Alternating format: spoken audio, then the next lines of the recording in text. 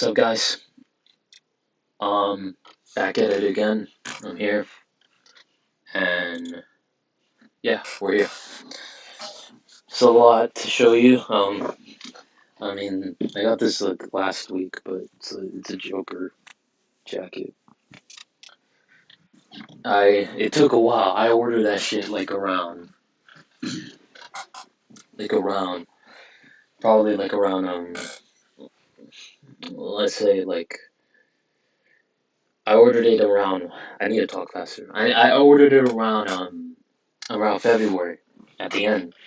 And then it took till fucking last week of May to get here. So it's kind of ridiculous, but you know.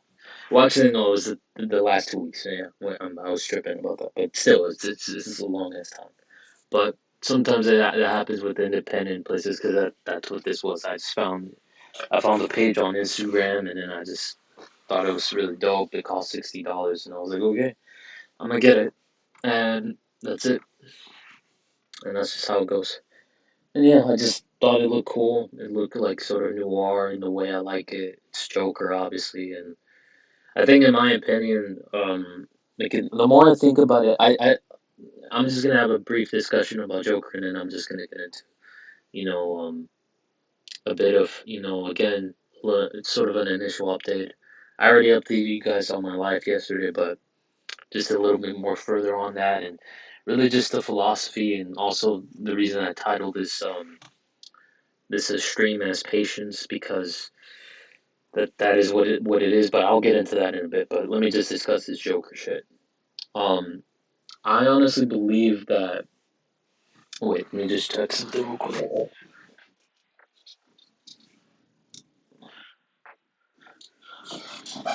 All right. So I honestly believe that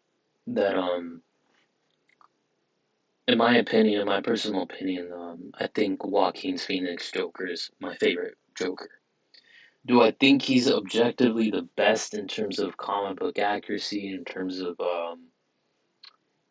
sort of the mystery behind the Joker and trying to prove, like, I think not necessarily in that way, but that's not the goal what that movie was trying to do.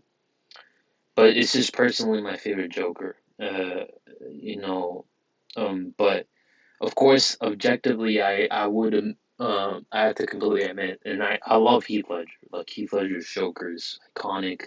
That movie's iconic, and he's one of the biggest reasons as to why that movie's iconic. Um, but I just love this Joker in particular because I just think all the circumstances around it, how it personally affected me around that time, because I literally got out of, high school at that moment, and I really just was deeply affected by that movie because I think I was at a point where I was in the beginning inceptions of my isolation, and that movie came out, and then it just hit me. And I never thought a movie like that could hit me because, well, I was always deeply introspective. But the thing is that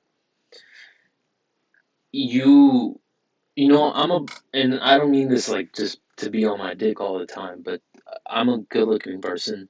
I know I am. I'm handsome. I know I am. And, some people think it's like egotistical, but I just know I am. I'm fucking like, I'm sexy. I'm hot. I'm handsome. I know that.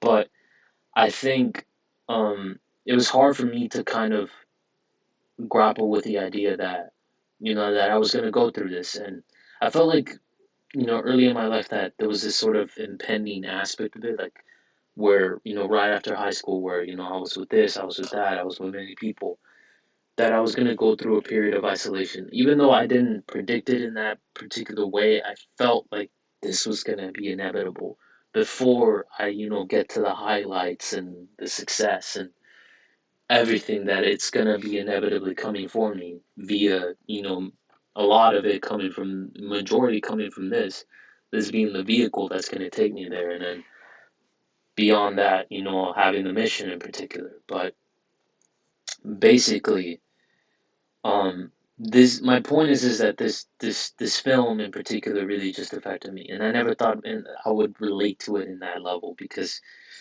I just I thought I was gonna be good. I thought I was gonna hang out with the boys. I thought I was gonna be this. I thought I was gonna be that. but that wasn't the case. But I think I look at this as a period of growth, as personal growth, and it's mostly, I'm lucky to have it, even though it was painful at times to be that alone, especially with the fact that I had a girl, and again, not to hand on this, but she fucking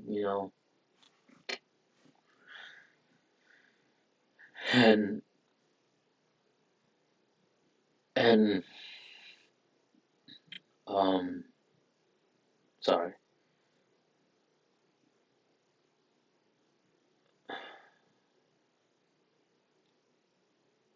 yeah,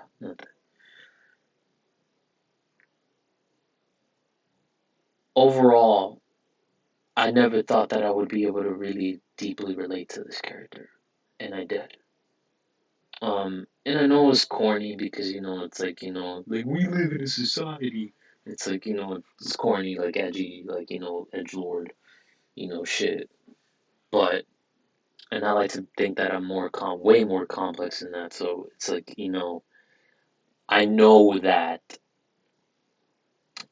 stuff like that. But this film just hit the immediate spots that I need, like for example, Taxi Driver is a great film, and I love that film. Like it's a fantastic film, and I think that objectively it's better, obviously, than something like Joker. But Joker is immediately what I want cinematically, like the way it's cinematically done. It's like a film that I've wanted to see my whole life, kind of. It's a part. It's not everything. It's like it's like 90% of what I want. The only missing element is just like a particular arc and story that I plan to tell myself. But yes, it's a film that I've wanted to like really just see my whole life, and it happened right there and then. And I was completely magnified by it, like every single moment, to like the opening of the curtains before he goes in, um to the dancing bathroom scene, through um I'm trying to think of the dancing bathroom scene, um to the him walking down the stairs, the classic scene, and dancing maniacally, and specifically the ending, not the hospital or mental institution, Arkham, whatever the fuck, not that, but that ending scene where he's just like, you see the tragedy in his eyes, but you see the beauty of him being finally recognized by people that are also in pain, but that he's in the leader of that group. And he's finally recognized and acknowledged to the most potent way possible. Most people can't even achieve that kind of acknowledgement.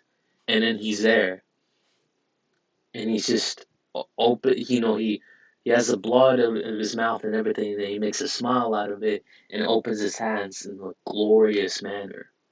It's just in the scene and everything, how that looks. It's like it's everything that I wanted to see, and I just love the film.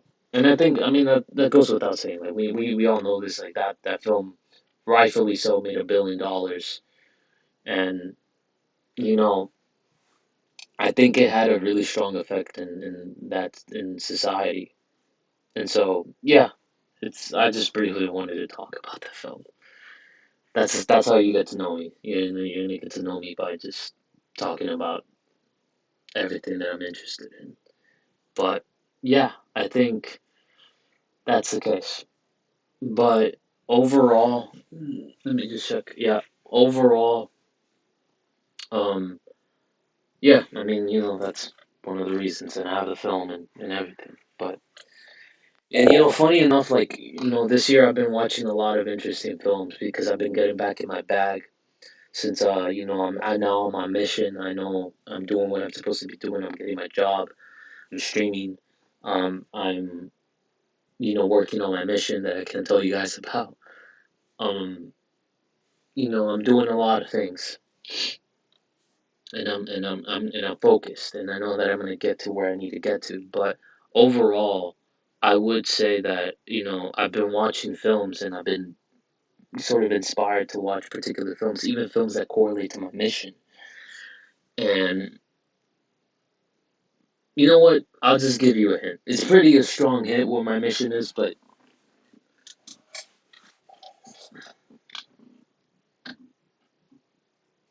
I'm not gonna say anything else. I'm not gonna say anything else. Okay?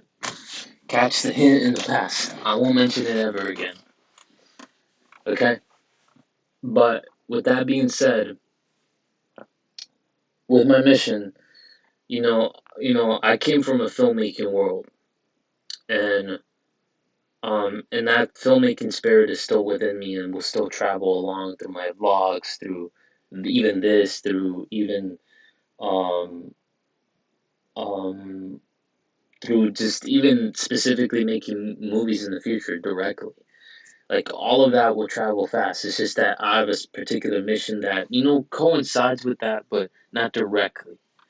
But eventually it will be directly. But the point is that I've been watching a lot of films, and I think a lot of films, Eyes Without a Face, Carnival of Souls, um, Carnival of Souls.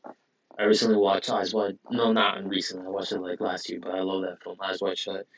I love Kubrick. Kubrick is one of my favorites. That goes without saying. But yeah, overall, I've been watching a lot of films, but the two films that have I'd say three, three films that have impacted me the most this year probably have been The Crow.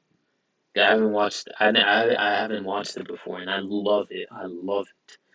It's gonna become an inspiration for the beginning, and I love the film. I love how Eric Draven is. I love the complexity. I love that he's not like this typical corny ass edge lord. He's more like he has fun with it. He has fun with his predicament, and I love how just classic it is. And I love little moments where he's playing the guitar in the rooftop. It looks like like a gothic version of New York City, and and stuff like that. And just little moments like that in the film. The montage where the Cure song is playing, it's called Burn, and it's just a fantastic scene. To the scene where he is having the flashbacks, and it's like this sort of complete gothic moment. It's a beautiful moment. I'm completely obsessed with it, and I've just been watching it again and again and again and again, and it will continue to. Even I play it in the background on my TV. Next one is Fear and Loathing in Las Vegas. I love the film. I love the film. And funny enough, the director of that film is Terry Gilliam, and I was compared to him when I submitted a film to for a scholarship to New York City. And when I got it and when I saw my film, I was compared to him. And I got to meet the person who gave me that comment, and I I didn't understand it before because I was compared to two directors. I was compared to Christopher Nolan and Terry Gilliam. And I didn't know who Terry Gilliam was, but obviously I already knew. I was a massive fan of Christopher Nolan, Memento, Inception, Dark Knight trilogy, Interstellar, many films. It's just The Prestige, many films that I'm heavily influenced artistically a lot by him. But alongside was Terry Gilliam, and I was like, I didn't understand because I wasn't familiar. But then I watched that, and I was like, I see what he means. I really do. And I love the film. I love Johnny Depp. Johnny Depp is um a creative inspiration to me, and you know kinships of good-looking weirdos. Obviously, right now because he's old, he looks kind of, but obviously good-looking weirdos.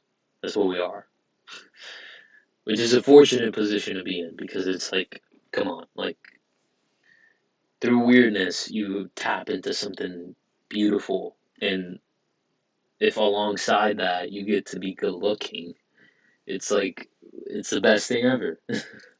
It's the best thing ever. It's because if you're a weirdo and you're clapped and you're fucking ugly, it's like, good luck, buddy. I swear, it's stuff like that. Like being a good looking weirdo is basically having a good looking face, but having a soul of the Elephant Man or Frankenstein. That's how your soul looks like. Like if people were to see your soul, your mental, your mentality, they would be completely, just horrified by by what you're saying and what you're doing. But they don't see that. So all they see is just the look, and I look good. Okay, enough with the light skin face, but you get the point. Overall, I I've been watching these films. Another film is Eyes Without a Face. I love the film. It's a French film. It's pretty like avant-garde, but like the haunting moments of it, like when she's walking in the hallway, or it's a beautiful film. So yeah, I've been watching more films beyond that, but I'm just glad. And I've also been rewatching The Shining, and I'm about to watch actually after the stream. I'm gonna watch Clockwork Orange because I never got to see it fully. I only got to see it in pieces, but I got to see The Shining completely. Um, um, when I went to New York, that was the first time that I watched it, and it's a classic film. I know it. How did I not watch it? But I did not watch it before, so I thought it was like a sort of indie, like not indie alternative, like an indie film that was like sort of avant-garde. It's like no, it's not. It's one of the most classic films of all time. It's just, but it just goes to show it's amazing. And that film is going to be an inspiration in a particular era of my mission, and I'm just yeah, like everything about the film in sort of the sort of haunting aspects of the Overlook Hotel, the character of Jack, obviously the progression of his insanity, um, just the let me just give you a bit of a hint. Like I kind of have like a weird fetish with like girls or women that look like what the fuck? What's her name? Let me look it up real quick. Um, Shelley Duvall. Yeah, Shelley Duvall. That's the actress name. I don't know the character's name. I don't know. But yeah, Shelley Duvall's character, because that's kind of how my girl looked like. Like she looked like a she wasn't like exactly like the most obvious pretty girl, but she was pretty enough. Like, but there was some kind of like like distorted or kind of inklings of like, it could be better. Like your teeth could be better. Your facial structure could be better. Like obviously, it's not like a Victoria's Secret model, something like that. But my girl had that sort of like kind of petite, like skinny look with the black hair and like the bangs, and she was sensitive and stuff like that. And I just really am into girls like that. Like I just like girls that look like that. Like I have a weird fetish for that. But because I like for like the girls that people would say like, oh, don't get with her, like you should get like some hotter girl, like some thick Latina or some like obviously pretty girl, and it's like yes, I want that, but like I have a particular affinity for that because that was my experience, and so yeah, but overall like the film and everything about it, I think like if I could say like one of my three favorite scenes are of the film are the moment, the conversation between Shelley Duvall's character and Jack. Um, um, wait, let me see.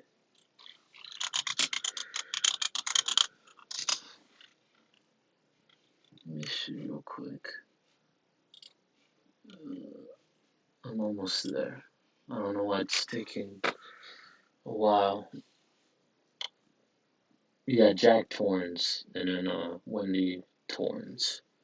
Yeah, overall, I would say that um like Wendy and Jack, like that scene, like where she's like like almost she's throwing the bat, she's about to cry, and it's like that long conversation of the where they're in like in the corridor in the main room before they go up the stairs. Like that scene, it's like Willie, light of my life. It's like when he's going up there. That's one of my favorite scenes. That scene, um, um, the scene where Jack and the the gatekeeper or the housekeeper, I think the housekeeper or the gatekeeper, I don't know, but the where they go to the restroom because like he accidentally bumped into the gatekeeper or the housekeeper, and the drink like fell onto him, so they went to the restroom, and they're in there in that scene, that simplicity of that scene, the haunting elements of that scene is very it's very haunting, and it's like that's one of my favorite ones as well.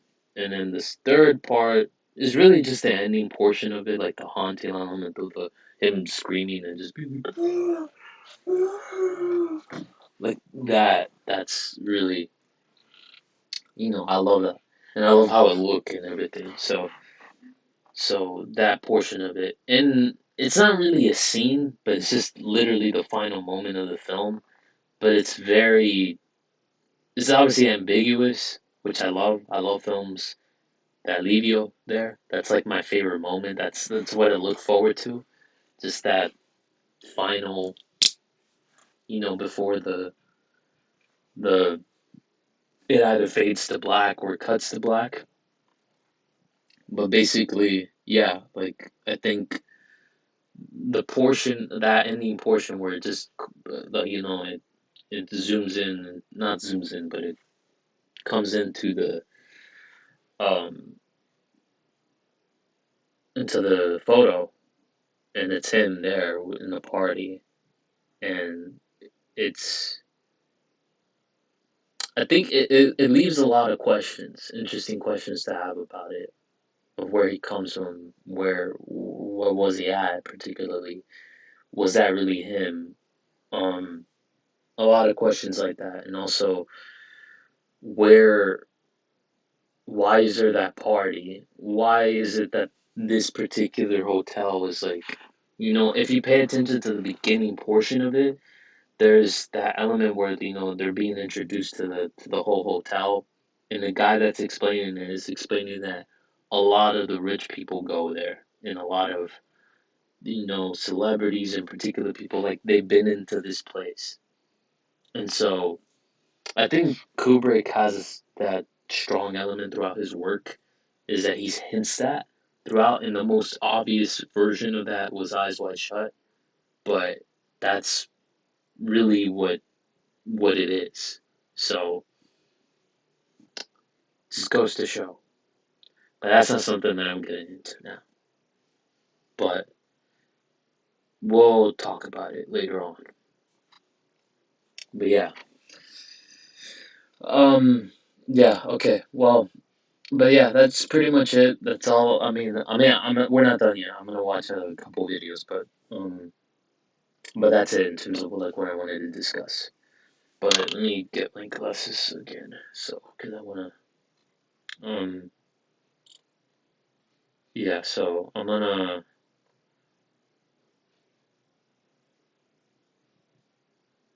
yeah. Let me close Doing this. something for me for a change was getting my education. So I decided that Purdue Global was the way to go.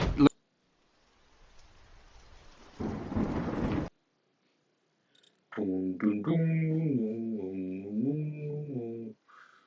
All right, I'm gonna watch. Wait, where are we at? 2 minutes. Actually, you know what? I'm just gonna kind of. It's gonna be slightly shorter, but yeah. Let's just react to this little thing right here. Or should I just make you guys listen to it? Yeah, you know what? I'll make you listen to it instead.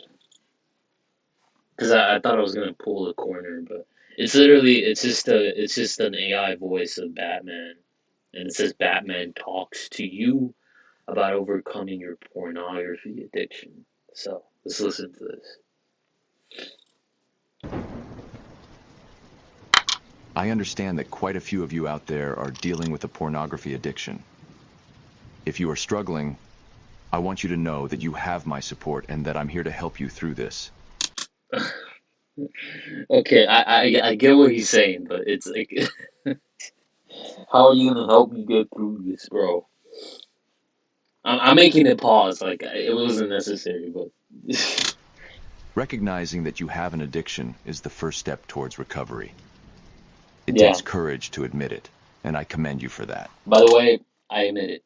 I don't think I have it to the inches or degrees of of an extreme addiction, but I do definitely have a form of an addiction when it comes to pornography, and it's gotten to places that I didn't want it to go to, and I never thought that I would be there, but that's been the case. I never thought I would have a vice.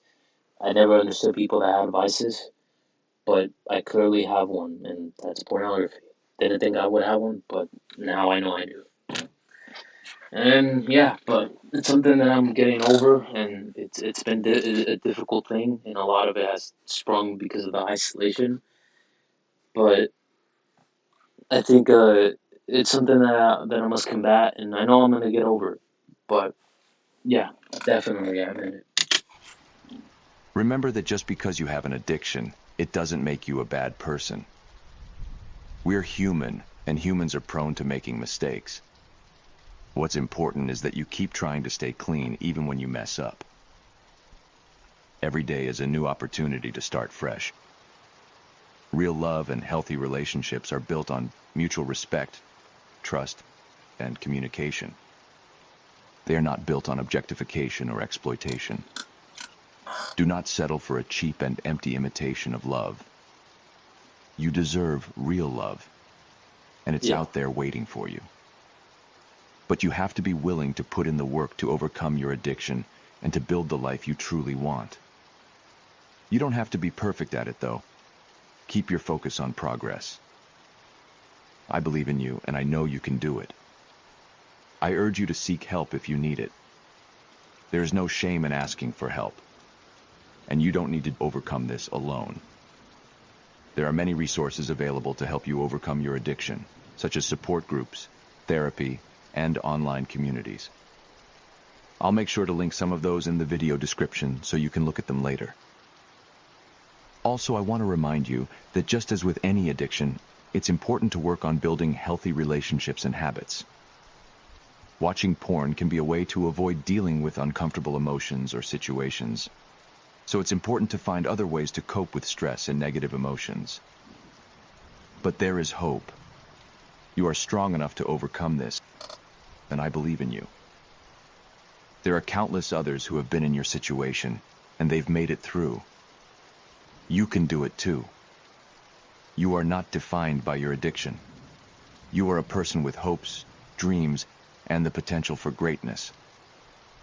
My dear friend, please take the necessary steps to start your recovery. I'll always have your back.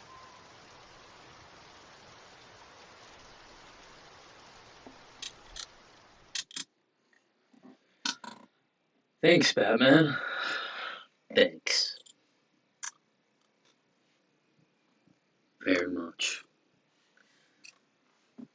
Yeah, I think that's absolutely the case, and it's something that I'm, you know, I've been struggling with for ever since, specifically since I've gotten out of high school. It's become like an overdrive of all that fucking shit. But I know I'm gonna get through it, and it's just a matter of growth. It's a matter of getting all your shit together, and it's a matter of just being persistent, and it's a matter of also getting over things. And it's been a struggle for me. I'm not gonna lie, to get over the situation that happened with my girl, and it's something that I've had to get over.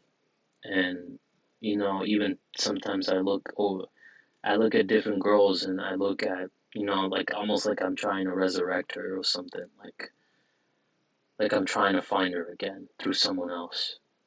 And I know that that shouldn't be the way that I go about it, but it's also the reasons why I do what I do. Like sometimes I look up at, in my pornography, I look up at girls that look like her, trying to modulate it and kind of reason in some sort of way with that.